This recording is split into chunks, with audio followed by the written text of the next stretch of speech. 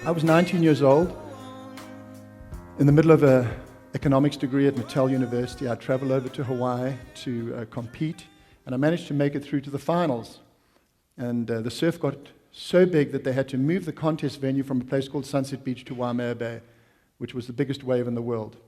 I was the youngest guy in the event, and the first wave of the final came up about 25 feet, which doesn't sound that big, but when you have a 3-story building falling down on your head, it's a big, big wave. And I remember taking off and going about a third of the way down the wave suddenly hit the reef, jacked up till it was completely vertical, and I just dropped through space. I landed, and I managed to land on my board, my legs buckled, and then I skipped across the ocean like you skip a stone across the surface of the water, and I bounced, and I bounced, and I bounced, and it took me down deep. It was dark and black down there, and there was just these terrible sounds of rocks thrashing around on the coral reef. Eventually, I got swept into the channel,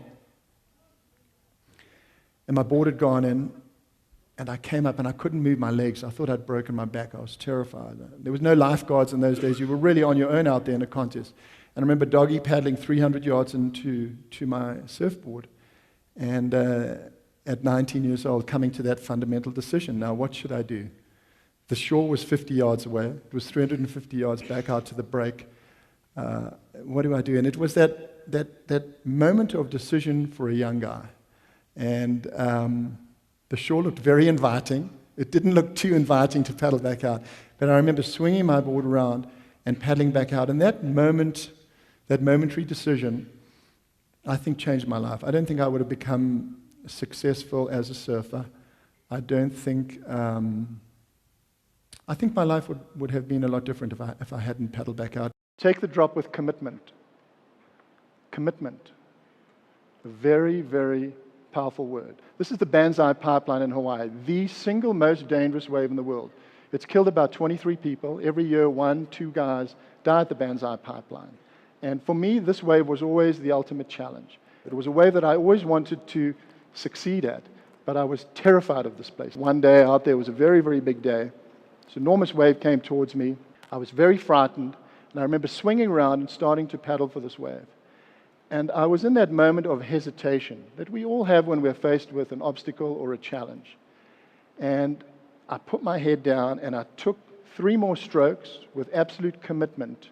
And that single wave changed my life. Because once I made the commitment, once I took the extra strokes, once in my mind I knew I was going to go over that edge, all the fear went away. It was incredible that commitment takes the fear away. We all have different fears, all of us. Fear of success, fear of failure. That you make the commitment, you take the step, and the fear goes away.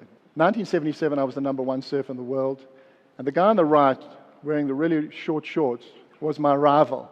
We were locked in a death fight, the two of us, for the world title. And also we were in a battle to see who could wear the shortest, tightest shorts. And I think I might have got him there. I'm on the left, and this guy, Mark Richards, is on the right.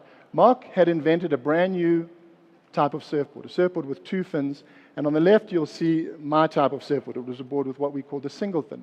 So this twin fin was a unique technological advancement. It was new technology in the context of the surfing world. I could see the effect it was having on his surfboard, and I could see the future. I could see that this guy was going to have a profound impact on the sport, but I refused to accept the reality of that situation.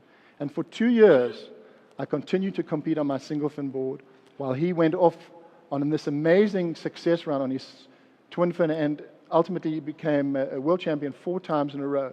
But the simple lesson for me there was, sometimes reality is right there in front of you. Sometimes you can see it, but dogmatism, ego, and stubbornness prevents us from making the right decision. And certainly for me, it prevented me making the right decision. And ultimately, once I got in the twin fin, I started to succeed again as a competitor. But that lesson was rammed home to me for 2 years. Dogmatism, stubbornness, and not accepting reality just does not work.